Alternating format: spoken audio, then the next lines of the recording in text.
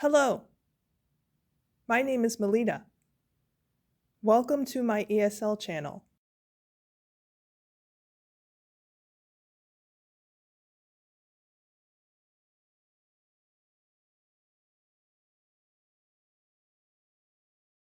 Hello, good morning, good evening, good afternoon. Welcome to my Friday book club stream. We'll be reviewing The Lion, the Witch, and the Wardrobe by C.S. Lewis. We won't actually be reading the book during the stream. It's actually your homework to read chapter 1 before the stream. But I will have some discussion questions which we will review. And the discussion questions are based on the story. They're very easy questions, just to check if you understood what you read. And then there's a few opinion questions at the end. The Lion, the Witch, and the Wardrobe is a very, very popular story in Western countries, especially the United States. There have been a lot of movies made that are based on the story by C.S. Lewis. I myself have watched about 3 movies based on the story. 1 was a cartoon, and 2 were live action versions. But I've never actually read the books at all. I've watched lots of movies based on the Chronicles of Narnia, but I've never gotten to read the story for myself. So I'm very interested, especially for when we read The Dawn Treader, because that was my favorite movie. So I'm really excited to get to that book. But for this week, we'll be doing chapter 1. So, first question. How many children are the main characters of this story? How many children are the main characters of this story? You'll find this answer probably right on the first page. I'll give a few moments. I had posted the questions on Twitter in case anyone had wanted to prepare the answers, but I'll give a little bit of time. Okay, so answer 4 children. The answer is 4 children. Next question. What are the children's names? What are the children's names? Now the answer to this question should be right on the first page as well. Answer. Lucy, Edmund, Peter, and Susan. It's funny because when I watched The Lion, the Witch, and the Wardrobe as a kid, I always felt that Lucy was the main character and that her siblings were supporting characters. But from reading chapter 1 of the book, it's very obvious that C.S. Lewis intended that all 4 children would be the focus of the story.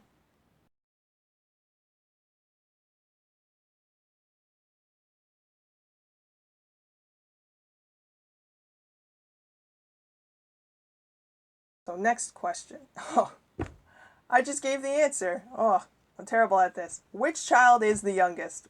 Well, I just gave you the answer. So, which child is the youngest? Sorry about that. The answer, of course, is Lucy.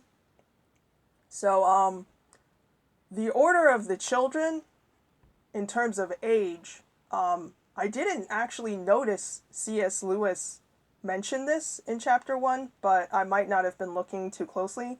But the order of the children, from what I remember from the movies, is Peter is the oldest, and then Susan is the next child, and then Edmund, he's the second youngest, and then Lucy is the youngest.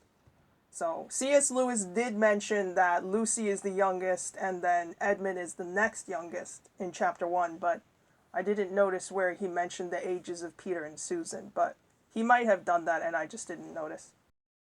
So, what country do the children live in? What country do the children live in? And so this question might not have been the easiest to answer because it doesn't actually mention the country name in chapter 1, but it does mention a very famous city that is the capital of this country. So the country is England. So they mentioned the city of London, and London is a city in England. It's also the capital. So yeah, in a way it's like Washington, D.C. Washington, D.C. is the capital of the United States. So this is a true or false question. The children were sent to the countryside to live in a boarding school. The children were sent to the countryside to live in a boarding school. The children were sent to the countryside to live in a boarding school. And a boarding school, it's just a school where children can live there, or the students can live there. So they have a dormitory on the property. It's like college, where you can live at college. So except boarding school, that's for children from kindergarten to like 12th grade. So it would be something like in Harry Potter, where the children would live at Hogwarts and they wouldn't go home. They would stay there for the entire semester or academic year. That's what a boarding school is. So this is true or false? Is this a true statement or a false statement? Answer: false. The children did go to the countryside, but they did not go to live at a boarding school. They went to live in a large home owned by a professor, who I believe was single. I think it mentioned he didn't have a wife. Spoiler alert, apparently the character of the professor, he's like a very important person, you just don't know. I'm excited to read that book, but my sister told me something about him. She's read all the books of the Chronicles of Narnia. So next question. What kind of bird made a noise outside that Lucy heard? What kind of bird made a noise outside that Lucy heard? What kind of bird made a noise outside that Lucy heard? A hawk, an eagle, or an owl? And this would have been the scene, I believe, it was when the boys came into the girls' room because they wanted to have a late night chat and talk about the day. So was it a hawk, an eagle, or an owl? Answer: an owl. So kind of like Hedwig from Harry Potter. I guess she must have been pretty scared because if they're from London, that's the city. And I doubt you'd have animals like owls roaming around in a city. I'm not sure though, because it's supposed to be the 1940s, I think, when this takes place. Next question. True or false? The children found the wardrobe in a room full of furniture. The children found the wardrobe in a room full of furniture. The children found the wardrobe in a room full of furniture. True or false? So if you remember, they found the wardrobe because it rained that day and they couldn't go outside to play. So they decided to explore the house to see what was inside. Answer: false. There was no furniture in the room, if I remember correctly. It mentioned that there was the wardrobe and then a blue bottle was sitting on the windowsill. So it basically was almost an empty room that they found the wardrobe in. Next question. Who was the first child to go inside the wardrobe? Who was the first child to go inside the wardrobe? Who was the first child to go inside the wardrobe? The 4 children entered the room, and then 3 of them left, and 1 stayed behind. And that 1 child decided to explore the inside of the wardrobe. So do you remember who it was? Lucy, the youngest child.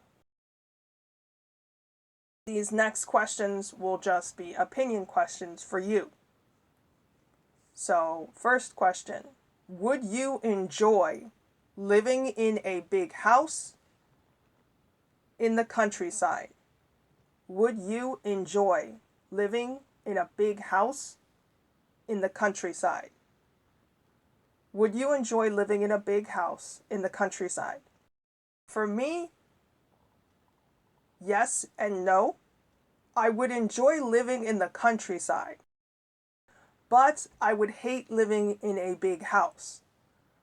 Big houses are kind of scary, kind of like Lucy. I think she mentioned this in one of the scenes where she was afraid of the big house that they were living in because at night, it's dark and it's empty and kind of scary.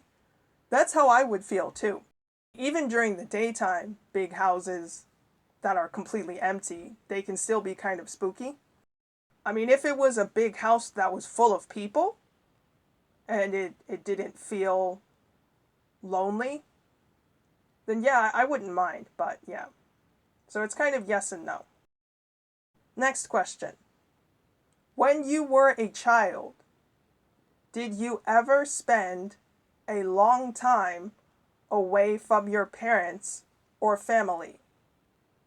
When you were a child, did you ever spend a long time away from your parents or family? When you were a child, did you ever spend a long time away from your parents or family? For me, no, not when I was a child. As an adult, I have spent a long time away from my parents and family. But when I was a child, I don't remember spending a long time away from my parents. I think the most I might have spent away from them was like an overnight trip to a friend's house. So maybe there was a sleepover and I would leave in the afternoon or evening and come back, the next day. But I don't remember going away any longer than that. I know some children, they'll go to summer camp and they might spend a week away from their family or 2 weeks. This is the last question for the stream.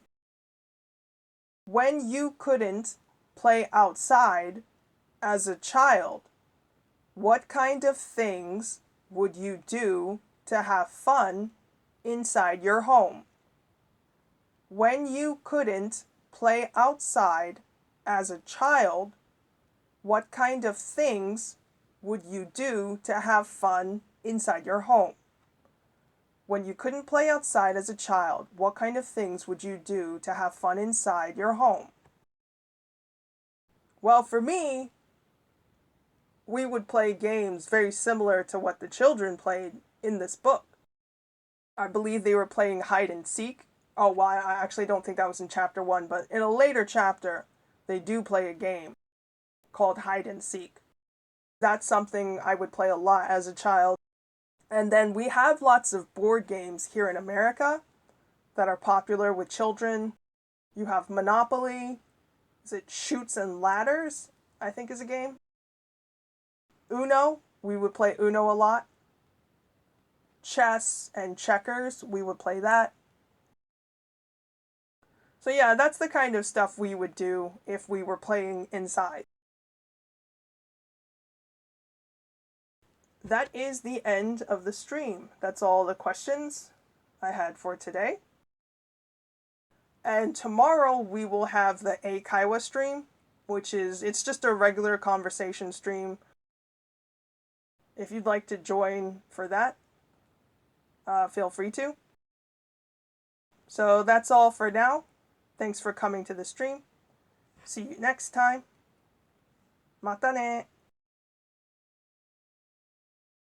If you enjoyed this video, please give it a like and subscribe to my YouTube channel. For more English practice content, you can follow me on Twitter. See you in the next video.